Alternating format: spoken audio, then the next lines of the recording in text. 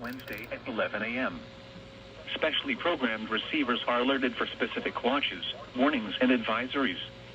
In the event that severe weather is expected on Wednesday, or there is inclement weather, the test is postponed to the next fair weather day. This concludes the test of the weather radio and scene alert systems.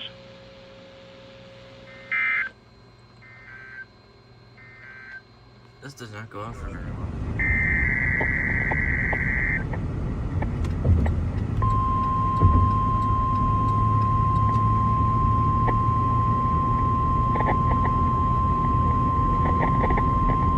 This is a test of NWR Weather Radio's warning alarm systems. The attention signals you just heard will automatically activate special receivers to warn of the impending hazard.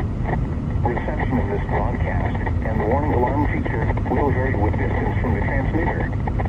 This test is conducted each Wednesday between 11 a.m. and noon, but may be postponed if there is hazardous weather in the region. In that case, the test will be held on the first available good weather day. We now return to our regular programming.